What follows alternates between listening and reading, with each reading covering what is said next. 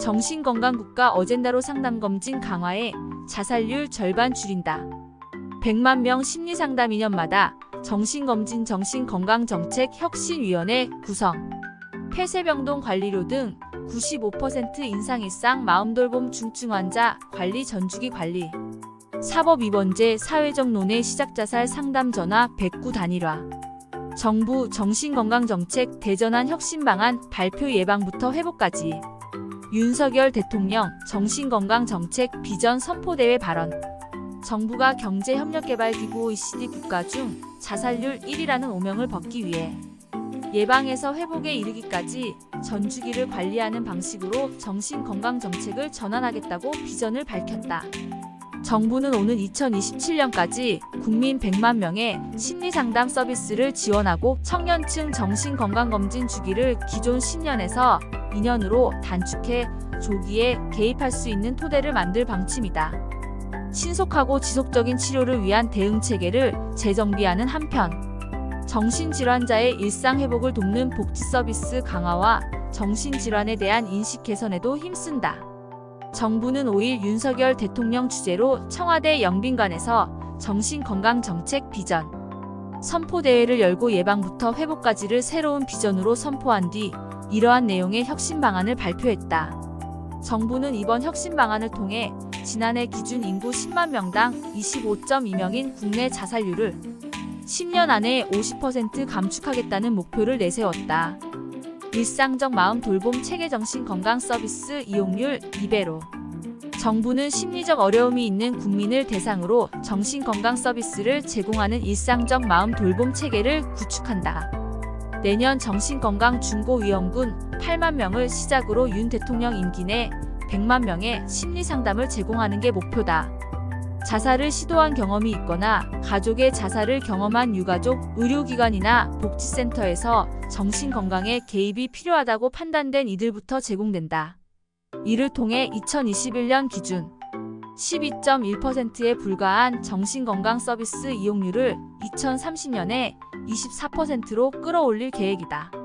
정신건강 위험 신호를 조기에 알아챌 수 있도록 2034세 청년층의 정신건강검진 주기를 10년에서 2년으로 단축하고 우울증뿐 아니라 조현병 조울증도 검사하기로 했다. 결과에 따라 정신건강복지센터 등에서 사후 관리를 받을 수 있도록 하는 방안도 추진한다. 내년 7월부터 자살 예방 교육을 의무화해 일반 국민에게는 자살 예방 인식 개선 교육을, 사회복지시설 종사자에게는 생명지킴이 교육을 각각 실시한다. 자살 예방을 위한 신고 상담을 위한 전화번호는 내년부터 109로 통합 운영한다. 그동안 자살 예방 상담 전화 1393, 정신건강 상담 전화 1577-199, 생명이 전화 1588-9191 등으로 나뉘어져 있던 창구를 단일화해 운영의 효율성을 높인 조치다. 상담원도 현재 80명에서 내년 100명으로 늘리고 통화보다 메시지를 선호하는 청소년과 청년을 위한 SNS 상담도 도입한다. 카카오톡, 네이버의 정신건강 자가진단 사이트를 연계해 모바일 정신건강 점검을 활성화하는 방안도 내놓는다. 이 사이트에선 누구나 회원 가입 없이 정신건강 검사 등을 받은 뒤 결과에 따른 대응법과 정신건강 관련 기관 정보를 얻을 수 있다. 직장 내 정신건강 지원 프로그램을 활성화하고 중대산업재해 경험자감정 노동자를 위한 직업 트라우마 센터도 올해 14곳에서 내년 23곳으로 확대하기로 했다. 고용센터에선 실직자 구직자를 대상으로 스트레스 극복 심리상담을 제공한다. 중증 정신질환 치료체계 정비치료 중단 방지. 중증 정신질환 환자가 중단 없이 지속해서 치료관리를 받을 수 있도록 체계를 정비한다. 응급 상황에 24시간 출동이 가능하도록 전국 17개 시도에 정신건강 전문요원과 경찰관 합동 대응센터를 설치하고 외상과 질환이 있는 정신질환자를 위한 권역 정신응급 의료센터를 2025년까지 전국으로 확대한다. 정신질환도 신체질환과 대등한 수준의 의료 서비스를 받을 수 있도록 의료기관에 대한 보상도 강화한다.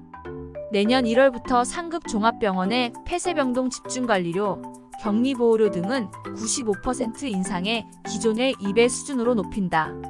사법기관이 중증 정신질환자의 입원 여부를 결정하는 사법입원제 도입을 위한 사회적 논의도 시작하기로 했다. 자타의 위험이 있는 정신질환자는 지자체장이 외래치료 지원을 결정하고 불응 시 입원 조치할 수 있도록 하는 외래치료 지원제도 활성화한다. 정신질환자가 자타에 위험이 있으면 퇴원 시 본인 동의가 없어도 의료기관에서 정신건강복지센터로 이들의 정보를 넘겨 치료가 중단되지 않도록 관리할 방침이다.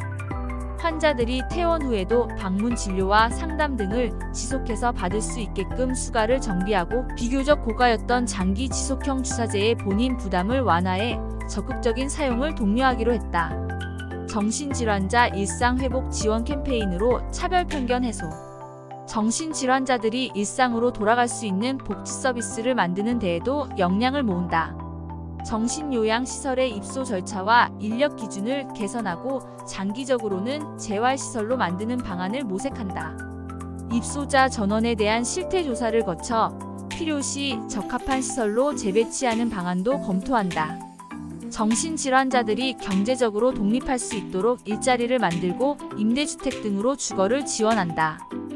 사회적 기업 육성법상 일자리 등을 제공해야 하는 취약계층의 범위에 중증 정신질환자를 포함하고 정신장애인에 특화한 일자리도 개발해 지원키로 했다.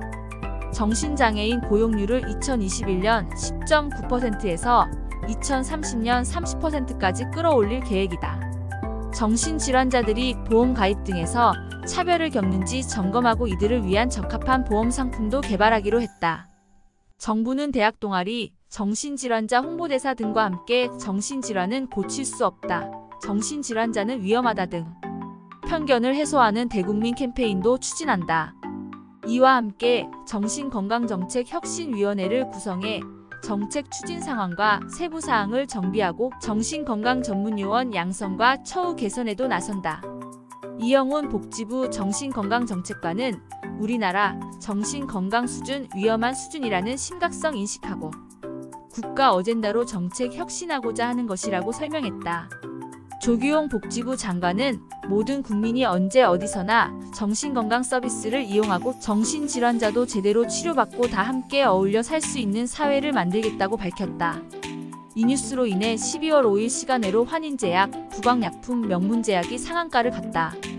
6일 추가적인 상승도 기대된다.